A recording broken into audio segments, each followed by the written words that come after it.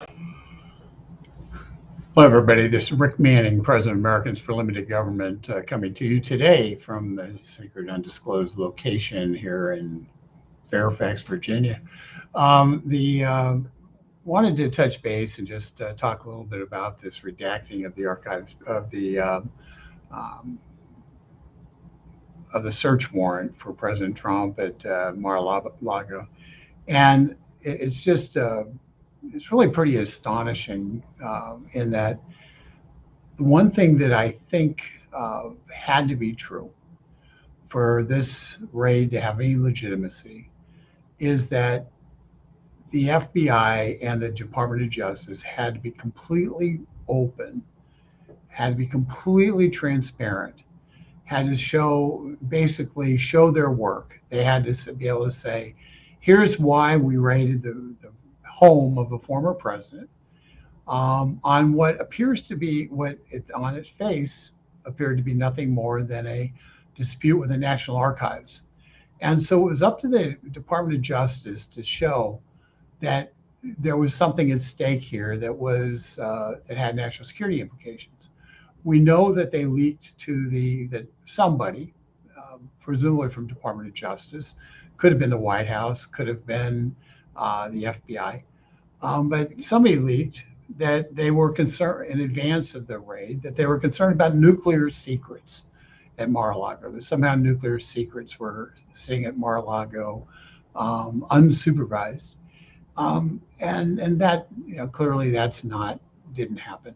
But so they created an environment to justify the raid where there was something, the presumption that President Trump could have had the ability to give away nuclear secrets to people around the world, which, by the way, as a former president, he had access to all those nuclear secrets. And if he wanted to, he could have declassified every single one of them. So that's where we give the president great power in terms of declassification. So so what's actually going on with this affidavit is when it was released, not shockingly, but really just making this clearly just a political prosecution or a political investigation. Let's put it that way. It's not prosecution yet, a political investigation. We got a document full of redactions. We got a document where pages and pages are just in black. I'm going to show you the document here, and I'm just going to scroll through it so you can see it. And you scroll down. This is the preliminary stuff is about what government records are and presidential records, and the probable cause is essentially says that the National Archives wants to have access to the documents, and going through the documents, they declared that there were some things marked classified in those documents, and hence the FBI, it was a problem. And so then you get from there, they put a note from the president, statement by the president, by Donald Trump. And then you get redaction after redaction. Then they talk about in my CBS Miami article, moving trucks spotted in Mar-a-Lago. Well, there's a shocker. Apparently they weren't content with Donald Trump moving out of the White House. They were all worried. Remember, they're all worried he wasn't going to move out of the White House, but he moved out of the White House. And so then they were busy hassling him about the fact he was moving out of the White House. I wish they got the story straight. So then you go from there. Oh yeah, some more redactions, page after page after page. And then a story about how 4 or 5 months later, the National Archives records place made a request for missing records, and they were going back and forth through late 2021, and they were sent records, and then more redactions, and then it says then the records that were 184 unique documents bearing classification markings, including 67 documents marked as confidential, 92 documents marked as secret, 25 documents marked as top secret. Now, remember, Hillary Clinton had all those documents that were marked classified and secret and top secret. The difference between Hillary Clinton and President Trump, Hillary Clinton wasn't president. To understand how this stuff works, the FBI, the Department of Justice, the entire intelligence apparatus drives its power to classify documents based upon Article 2 of the Constitution. And Article 2 of the Constitution says it's the president, chief executive, President Trump in that case, who they drive that power through. So when the FBI or Department of Justice refused to provide President Trump honest redactions on documents he wanted to declassify, when they had redactions that were designed to conceal rather than actually protect national security, they were, President Trump dealt with that for 4 years in office. He got sick of it. So, and it was perfectly within his right. He doesn't have to agree with what the FBI, with some bean counter at the FBI says, or somebody's trying to cover their tail at the DOJ and are trying to make certain that their criminality is covered up through the redaction process. The president is under no compunction, under no rule that he has to follow that and follow their advice. A redaction is advice to the president about what should be excluded. So the president, in this case, President Trump, said, I'm taking these documents and they're declassified. We know they were declassified because at least 2 different people were there saying he declassified the documents. What's more, the president, by virtue of taking them with him, declassified them because he's got the power to do that. He doesn't need anybody's permission. Okay, so let's just be clear. So this whole question about whether or not it's classified documents, and Hillary, this is less talking about Hillary. Hillary was never president. Hillary didn't get to make that determination. Barack Obama was president. Barack Obama didn't declassify the documents before they were sent to Hillary's server and sent outside the secure environment. So Hillary Clinton, guilty of what the FBI is trying to charge the president with, of having classified documents. And Donald Trump, not guilty because they weren't classified because he said they weren't. And he's the only person with that power or had that power during that when he was president. So we just go through and we look at more redactions. But, one of the things I wanted to do with this, I didn't want to just babble at you guys. We've got lots of comments. And so what I wanted to do is I wanted to jump in and get some of the comments, what people are talking about. And it's, so we can get, I'm going to do one I'm so sick of this. Kay, thank you for commenting, Kay Carson. I'm so sick of this witch hunt. It's 6 years and they're still doing this. It's insane. I agree. I think we're all tired of this witch hunt. In fact, the biggest argument that people who I know around Washington, D.C. make against President Trump running for re-election again is, I don't want to go through the witch hunt for another 6 years. So and that's the biggest argument against him running is, who wants to deal with this because these people who are doing this aren't going away. But the argument against it is you can't let him get away with it. So leave Trump the hell alone. He's done nothing wrong.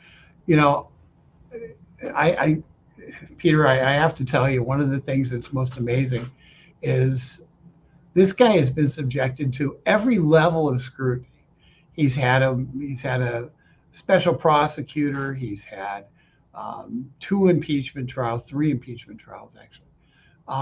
There have been so many different attacks on this president on so many different fronts. He's had his attorney-client privilege with Michael Cohen, broken down. He's had his bank records examined by the U.S. Attorney's Office in the Southern District of New York, which is vehemently anti-Trump. He's had his top people in the Trump organization put under fire and scrutiny. There's been they have broken every single privacy boundary that this man has.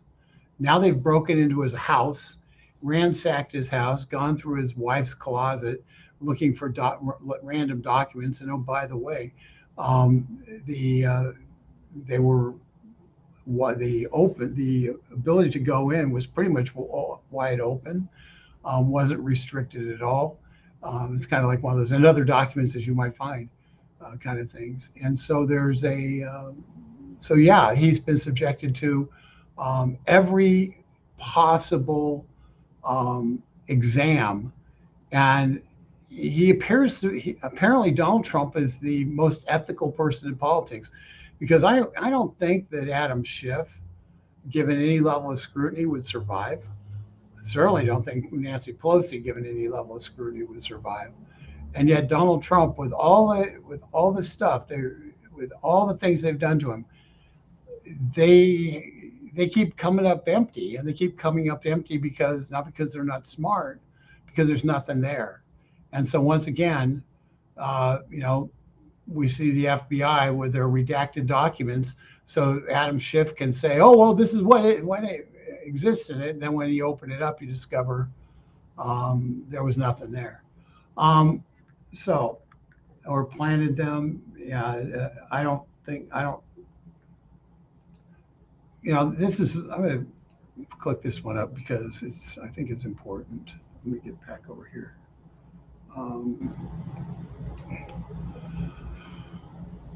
Yeah,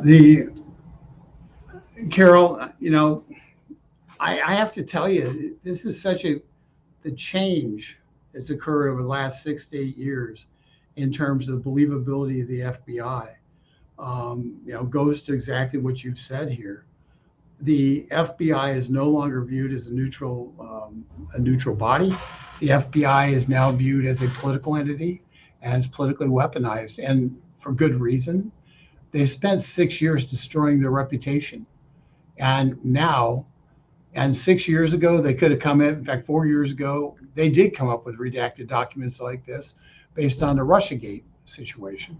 And, you know, but, you know, no more. They've used up all their chips and they're done. And so, you know, the fact of the matter is that they went in there. If they'd gone in and they'd had Trump attorneys along with them every step of the way, and anything they took was verified by Trump attorneys and was signed off on, you'd sit there and you'd say, okay, at least, you know, we know they didn't add anything. Fact is, they didn't do that. And given that, you know, sorry, but the chain of evidence, when the FBI is part of the chain of evidence, when a politically weaponized FBI is part of the chain of evidence on this kind of situation, I don't trust them either. So I don't blame you. Let's go down. You know, Randall, you're right. They can't leave him alone because they are scared to death of him, and they're scared to death of him because he's, well, you know, they're scared of him because they don't know how to deal with him. He's not a politician. He's not like what they're used to deal with, and ultimately, he's breaking down some of the. He came in and started breaking down a lot of the kind of globalist barriers that were put up, that were making the United States subservient to other nations around the world.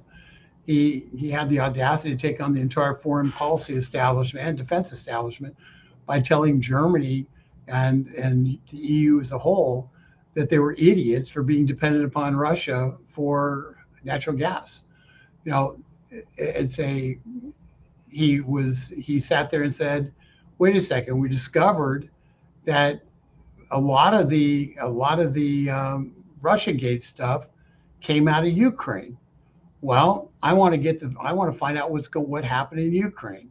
And by asking questions about trying to get to the bottom of what happened in Ukraine and asking for the Ukrainian president, Zelensky, to get to the bottom of what happened in his government related to the Russiagate, by asking that question, lo and behold, he got impeached, because this president was not allowed to ask questions about the foreign policy actions of his predecessor. This president was not allowed to have his own people, even in the National Security Council.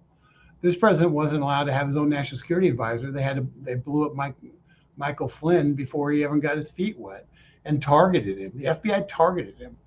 And so an FBI that goes in and targets the national security advisor in the White House because, and then lies about the targeting in order to get him blown out of his job, and eventually, puts the screws to his kids and makes it so he ends up pleading guilty for something he wasn't guilty of because he didn't want his kids' lives destroyed too.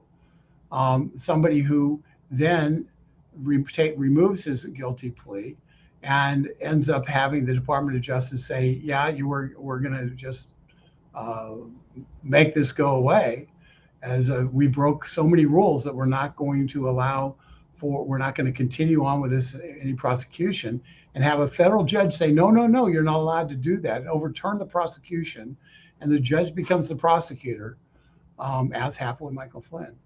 Yeah, sorry, but depending on that judicial system, depending upon that FBI, sorry, not going to do it. He saw what happened with Flynn. He saw what happened with the raid on Roger Stone. He saw what happened with the raid on Manafort. He saw what they were willing to do and the lengths they were willing to go to, and in seeing that, he said, I don't trust you, and so guess what? I don't trust him either. I'm going to just put this up. Why don't they check out Biden's son about with Japan? Biden's over there with President we ever had. Okay, we know, Roger. I put it up because I think it's the elephant in the room, but I think everybody on this call knows why they're not checking out Biden's son. If we're, I think we're all adults and we understand that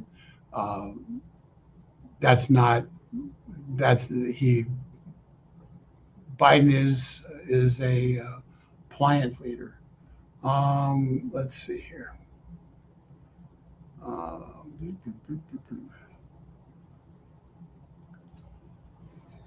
Affidavit release was an absolute joke. Did anyone doubt that it would be? Melody, I'm surprised that they have as many words left in it as they do. It's one of those things that once again, it's sad that this document, it was so predictable.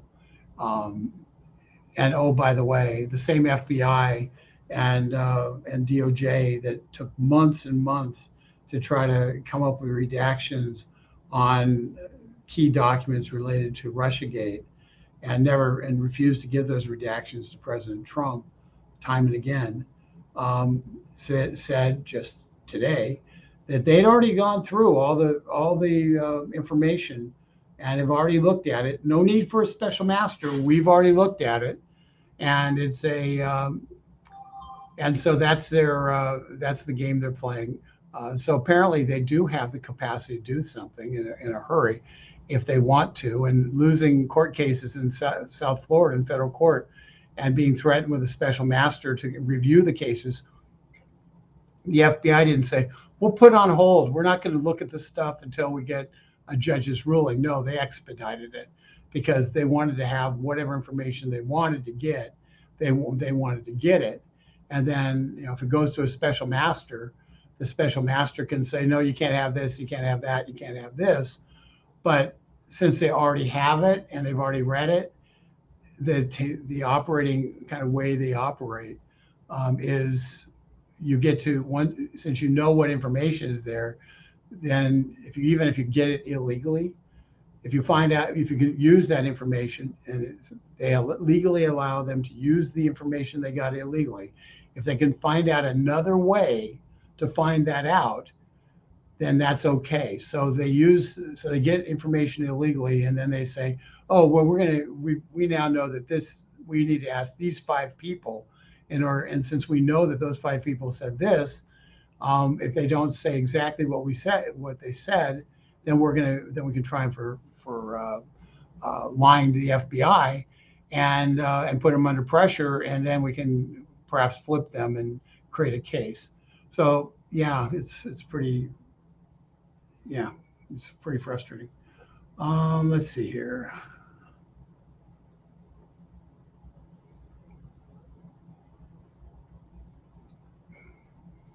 Carol, Nelson, Eddy. Um, the FBI, along with the bosses, are hiding their lies. If anyone needs to be checked out, it's the whole administration. Such corruption, evil people. You know, one of the challenges that we have in this whole thing, the average person has not come to the conclusion that the FBI is top to bottom corrupt. In fact, I don't even know they've come to the conclusion that the top of the FBI is corrupt beyond repair. But it's as we have this discussion, as we learn more, and as we're able to talk about it more, people are beginning to come to that conclusion. It's the truth be told, I don't know how you salvage this FBI. I've got friends who want to basically take the building down in Washington, D.C., brick by brick.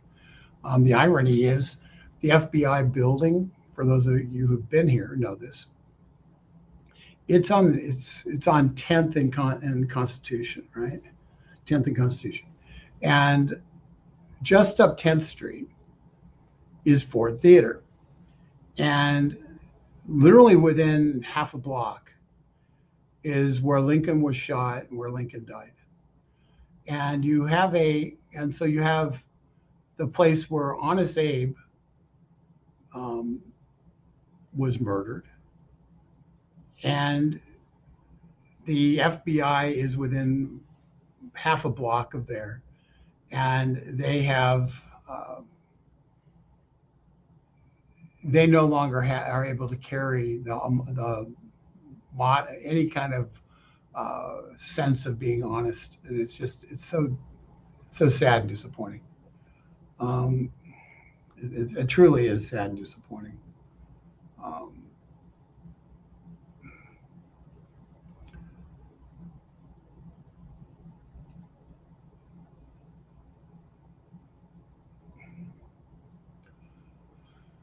Eddie Weaver Wilson. The only reason Trump would have had any secrets in his possession would be to keep them away from the ones in the White House now who would give anything away from the right price. Anybody when they're right mind is Trump's the only one to care about America. That's an interesting point because if anybody is dangerous with America's secrets, it's the Biden crime family. But the fact of the matter is, if Joe Biden, when he leaves the White House, takes a bunch of stuff with him and has a bunch of nuclear secrets or whatever else, if he takes it with him, he still has a responsibility it's declassified at that point. So what we're talking about President Trump in terms of declassification applies to Biden as well. So just understand that in a year or two, when we are fighting this over, Joe Biden taking a bunch of stuff from the White House, and that he, as president, has the same protections as Trump does in this regard. But they have the Biden administration, Joe Biden, particularly the big guy, has. If we were living in an equitable world, we'd have FBI investigations into Hunter Biden, into what's going on, and the dangers that Hunter Biden presents, and whether or not Vice President Biden, and then later candidate Biden, and now President Biden, has a financial relationship with foreign powers that's dangerous for the security of the country. But I don't expect to have that. Fabricated inside job to keep President Trump from running.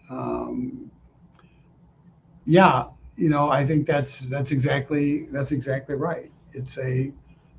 There's no doubt that this was a political hit job, and it's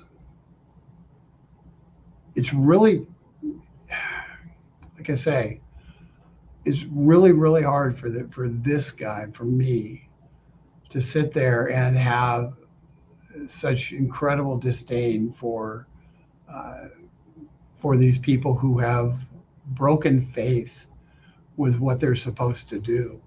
It's ironic that their entire apparently their entire case here, based on reading this document, um, their entire case is Donald Trump had classified information, and that we thought that should go to the National Archives.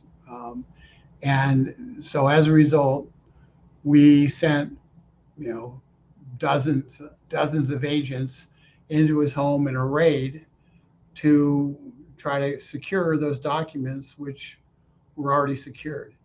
The first page of the affidavit that we're looking at, I'll go up to the first page, talks about an agent saying they were not secured, and that is the essence of what they are. When you look at this, there's a little. I'm a special agent with the FBI assigned to the Washington field office, and they block out the person's name. During this time, I received training at FBI Academy, specific to counterintelligence and espionage investigations. Then you have blacking out. Based on my experience and training, I'm familiar with efforts used to unlawfully collect, retain, and disseminate sensitive government information. I make this in support of the application for a warrant to search premises. This is Mar-a-Lago's address. Based upon the following facts, there are probable cause to believe that the locations to be searched at that premise contain evidence, contraband, fruits of crime, or other items illegally possessed in violation of. Now, the key to this is all, once again, it's all whether or not these documents were classified or not. That is the justification. And for somebody to sign off on this, a judge to sign off on this, they have to essentially ignore the concept that's been tested at the Supreme Court level, the concept that the president declassifies documents, not the FBI. And it's the reason the left thinks they can get away with that, change in the way things are done, is because they never credited Trump with being president. They said he shouldn't, and so they never treated him like a president. They had him constantly, the same people were constantly investigating him over and over and over again to stop him. There was a mindset that we have to keep Trump from doing doing what he wants to do because we can't trust him. And as a result, they forgot that he was actually president and he actually has the ability to do it. When Trump's case against the FBI comes forward, one of the key elements that's going to be that the courts are going to have to decide is, did Donald Trump have the power of the presidency or not? And it doesn't matter what the FBI thought. It doesn't matter any of that. What matters is, does a president have the power to classify or declassify documents? Or is that a power restricted to the FBI or CIA or whoever the agency is? At which point, you have to actually carve out a whole new article in the Constitution, a separate article, maybe 2A or 2B, Article 2B, where the administrative state is granted all sorts of powers, separate and apart from the presidency, as a separate entity of government. Last time I checked, that didn't happen, so they got a problem. But I'm confident that you can find lots of liberal jurists who, under this president, under Donald Trump, when it comes to Donald Trump, that he shouldn't have the right to act as a president. So that's ultimately what you're going to finding fought out, is whether or not Donald Trump actually got to act as a president. So we'll see. Fabricated inside job. I think this is important. Karen Steve Agnew, weaponizing their power. This is like Communist Party going after President Trump every day. They better worry about Biden selling the country out. He's the traitor, makes me sick. I don't like a weaponized FBI if it's going after Trump, if it's going after Biden. I don't want a politically weaponized FBI. The FBI, I don't want a politically weaponized IRS, which we're going to have if the 87,000 agents gets allowed by Congress, and they reconfirm it through by not standing up and saying no when they vote to fund the government in September. But I think those are dangerous, dangerous things, and it sends a chilling effect to anybody and everybody who thinks about opposing the dominant class in Washington, D.C. And I say dominant class because it doesn't matter who's president. If it's the administrative state that has the power, the administrative state can go and raid a president's home and bear no accountability for it. If the administrative state can go and say, indict a president, which they haven't done yet, but certainly they're looking at how to do that. This is a time when the president should be able to go take this take this affidavit, take this document we've been looking at, and say, you get the special master to look at it, and have the federal court say, no, the president has a right to declassify documents. This is about documents. It's none of your business. And the FBI didn't have a crime that they were actually investigating. This was essentially an excuse, nothing more than an excuse to be able to raid the home and get papers other than the ones that they said they were looking for. And that's where you have to go, is that, and quite honestly, the fact that nobody's been held accountable for Russiagate, that nobody's been held accountable for pushing the Steele dossier, nobody's been held accountable for the entirety, everything dealing with the entirety of the Clinton hit campaign on Trump that was laid out in the Steele dossier. Since nobody's been held accountable for that, there's no downside risk for the left in the FBI and for the bureaucrats in the FBI to proceed. The downside risk is for those who stand up and say, wait a second, for the whistleblowers, and Jim Jordan said there's 14 of them as of last week, for whistleblowers to say, wait a second, they can't do this. The downsides for the whistleblowers, because unlike Eric Chiarella, who was supposedly a whistleblower on the fake allegations related to Ukraine, unlike that whistleblower who got extreme protection, the whistleblowers on the right what happens to them is they end up getting outed and they end up getting fired, and they end up having their security clearance withdrawn, at which point they can't do the job that they were in, and at which point they find themselves out of work. So, and they end up not being able to pay their mortgage, and they fight in court, they win, and then they don't get their job back because the government says, well, we're not giving us a security clearance. So this whole concept of protecting whistleblowers is rather interesting, because it's a one-way street at this point. And if you can have whistleblower laws, it needs to be a two-way street. So the 14 FBI personnel, DOJ, Department of Justice personnel who have come forward, those are brave people because they are risking something.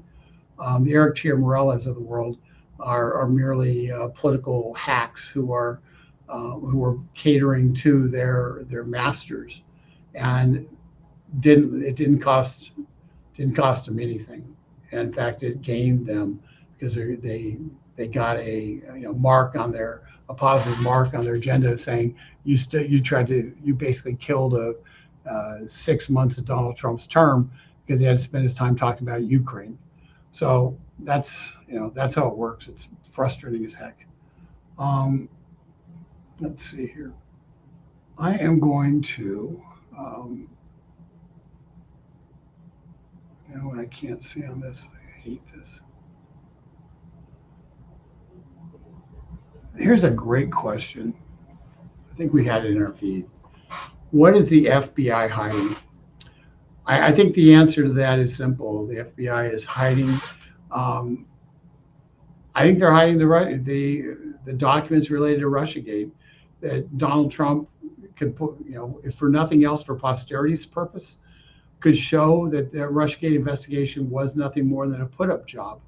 And by having the documents to prove it, for historians in the future, they'd have something to go back to look at in the Trump library that would say this is what happened. This was an abuse of power by the FBI, and not just have to rely on the narrative that was presented and has been presented by the left, which a lot of Americans don't believe that the Russia collusion was a hoax.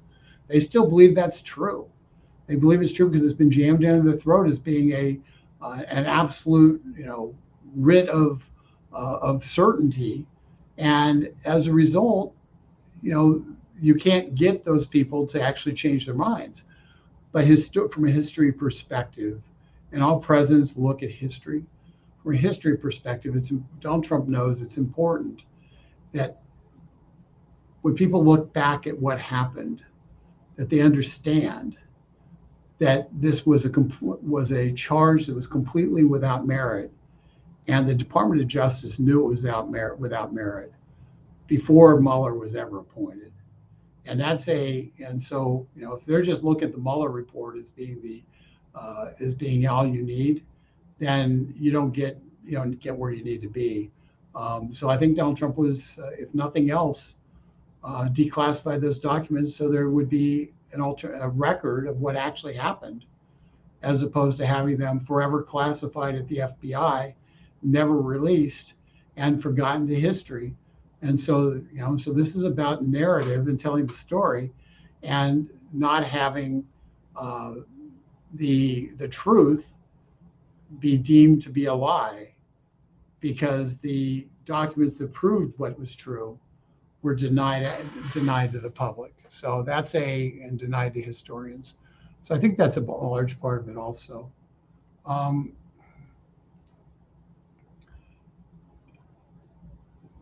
Do I think Trump will win in 2024?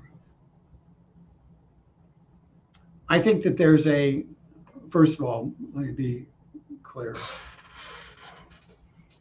I think anybody who tries to predict elections in advance is making a massive mistake, because you can end up, the more certain you are, the less likely you're to be right. I think Donald Trump, they clearly are trying to make it so Donald Trump can't run in 2024. I think I would recall that when George H.W. Bush was running in 1980,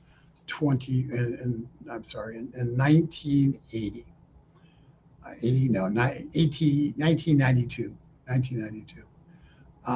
There was a headline, there was a cover of Newsweek or Time Magazine, one of those headlines. It was election year, was 6 months away from the election. It was 8 months away from the election. And it was a picture of a big George Bush, and then a bunch of tiny little Democrat candidates. It was George Bush and the Seven Dwarfs. And it was viewed at that time that there was no way that George Bush could lose the 1992 election. And yet we had Bill Clinton for 8 years after that. So take it with a grain of salt when people say, who's going to win. I do believe that I think Donald Trump will run.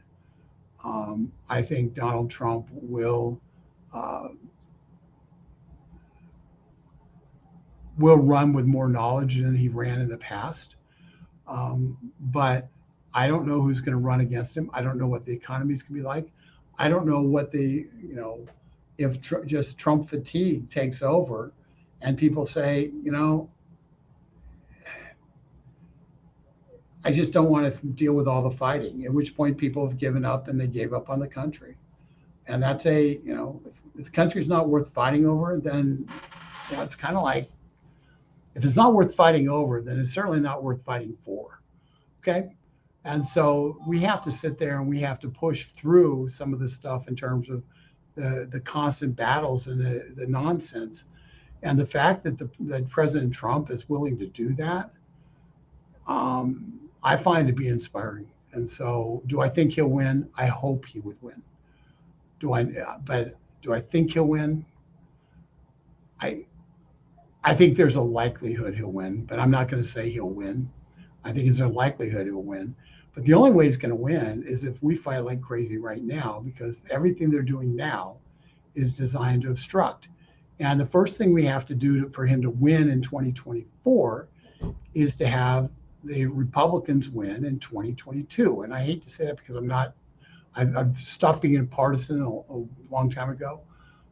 But we need to have Jim Jordan as the chairman of the House Judiciary Committee, because Jim Jordan, as chairman of the House Judiciary Committee, will go after the FBI, will go after DOJ, and will subject them to extraordinary scrutiny, and will go after their budgets. We need that to occur in the House of Representatives. We need to have aggressive accountability for how Biden administration held to accountability aggressively by the House. And if that doesn't occur, if the House is not Republican, that will not occur. If the Senate, in fact, the J6 committee hearings will continue. The Senate, if the Senate remains in current hands with 50-50, if it isn't Republican held, at the very least, you're not going to have a circumstance where you're going to get honest hearings and honest investigation. The Senate is a far worse investigatory body, because to get a subpoena in the Senate, you have to have partisan agreement. So the Democrat has to agree with the Republican to do that. And so the Republican committee chairs can get subpoenas against a Republican president, but they can't get subpoenas against a Democrat president. And so, the Senate it's played out of the game, but on the House side, they don't need the Democrats, they don't need the minority to be part of that. So taking majority in the House is extremely important, because Jim Jordan will have subpoena power over all of this and more. And if you want to see the FBI at least made to squirm and made to feel pain, and see Merrick Garland perhaps wish he were retired, then you want Jim Jordan as House Judiciary Committee chairman. So my biggest argument for the Republicans taking control of the House is Jim Jordan having the gavel and being able to subpoena people who've basically been giving him grief for the last 10 years, and be able to go and get to the bottom of this stuff, because Jordan knows where the bodies are buried, he knows where to look. And having him have that power will create, we will get to the bottom of a lot of this stuff, and hopefully be able to restore some semblance of a national law enforcement network that is about keeping America safe from terrorist threats, and less about trying to arrest you because you have an American flag in your front yard. So Jacob, I hope that answered your question. Once again, leave him alone. Best damn president. You know what? I'm going to tell you, Janet. First of all, I'm a big fan of the Wilma thing, but it's. I'll put back up the quote. See, Wilma.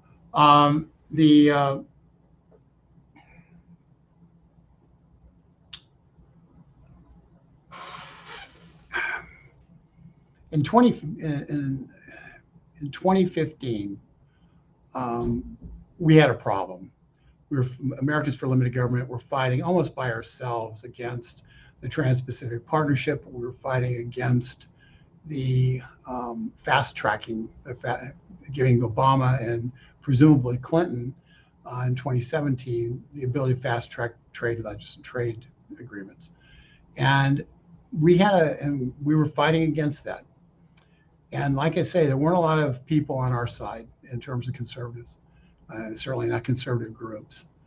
And so I had a problem, and we had a prominent conservative senator decided he was going to support fast track.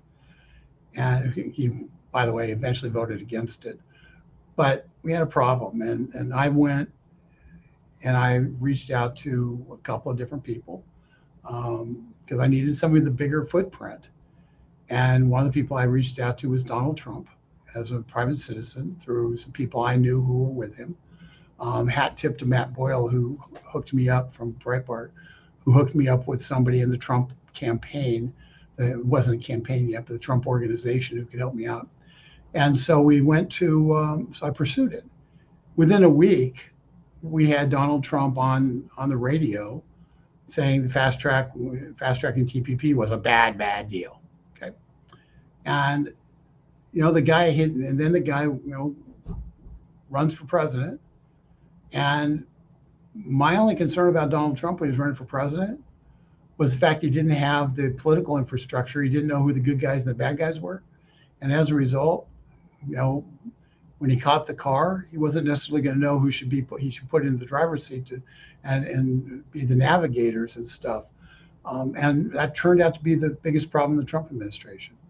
But Donald Trump did extraordinary things. He kept our sovereignty by getting rid of TPP. He changed the entire mantra in terms of trade. He turned the nation's focus and educated the people that China was a real problem to this country, and that when the doing business with China, turning over our IT infrastructure and everything else to China was a danger. Can you imagine there's so many different things, it's hard to name them all.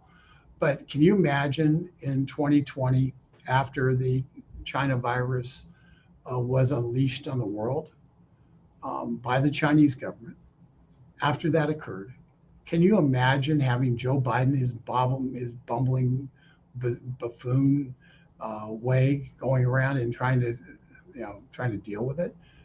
The fact of the matter is, you can sit there and you can say mistakes are made, but in real time, Donald Trump got this country back on its feet within two months after shutting down the economy for 2 months. Literally, you got about 60% recovery and then an 80% recovery. And the only reason we didn't get 100% recovery before he left office was because Democrat states refused to reopen. But it was Donald Trump that had the courage and the vision to lead this country through that crisis. And he did a damn good job. And, after the fact, I am proud that Donald Trump was president, and whatever small role I and Americans for Limited Government had in making that happen, I'm proud to have done that. And it's one of the things in life that you sit there and you say, did you accomplish anything? Well, yes, we did. Because there's no one else who was running for president on the Republican side in 2016 who would have beaten Hillary Clinton. Okay. And there's no one else who would have had the guts to take on the Chinese the way that he did and try to save this country and bring jobs back, manufacturing jobs back to America, and to try to take on the fentanyl crisis the way he did, shut down the border, and eventually, after fighting the courts, finally figuring out a way to get the border shut down, which he did. People don't realize that fentanyl was a big problem. The opioid deaths was a huge problem in this country. Urban, rural, didn't matter. Suburban, it was a big problem. And Donald Trump actually talked about it. He actually tried to do something about it. And they lowered the number of opioid deaths throughout the course of his administration. And then once we opened the border, once Joe Biden got in and said, everything Trump did was bad, those deaths have jumped by 50%. They've jumped from about 65,000 to 100,000 and more. And it's because we have fentanyl running across our border nonstop. One of the deadliest substances is that we've experienced in our history. And it's being run deliberately into our cities and killing our kids. We have a crime wave that's going across the country because we decided we weren't going to prosecute criminals anymore. We decided that out of Black Lives Matter, we must defund police. We're not prosecuting people. We're letting people out on bail with no bail policies. As a result, we have a massive crime problem. That is a Biden crime problem. Those opioid deaths going up is from Joe Biden. And the fact that we have people who are sidelined in the military because they're not vaccinated. The fact that remains a thing. The fact that Djokovic, the tennis player, can't play at the U.S. Open because he's not vaccinated. 2 years afterwards, after Biden's come in, almost 2 years anyway. And oh, by the way, once we now know that the vaccines don't stop the illness, they may have some positive impact, but they don't stop the illness. So there's no reason to have the vax policy. But the people in the Biden administration view the vaccination policy as being punitive against those who chose not to be vaccinated, rather than being a healthcare necessity. And as a result, it's almost impossible to get rid of it. And so you don't have the best tennis player in the world playing at the U.S. Open because of the Biden vaccination policy. I mean, that's just a reminder of the punitive nature and the vindictiveness and the venalness of these people. And it's dangerous. And it's one of the reasons why we have to fight to win for 2022. So we can get a hold of their budgets and we can slash those budgets and make it so those who would oppress find their ability to do so diminished by virtue of not having enough money to pay the people they need to enforce that oppression. So folks, yeah, we've got to fight back. We got to work hard. Donald Trump, we're proud of Donald Trump. I hope that he, if he does run, I will do everything I can to make him be president again. But right now, it's not up to Donald Trump, it's up to you. So with that, I'm going to leave it just there. Remember, ultimately, elections have consequences, and the next one is always the most important election. So 2022, next 2 months, we have to be out busting our tails, making sure people are informed and they're voting,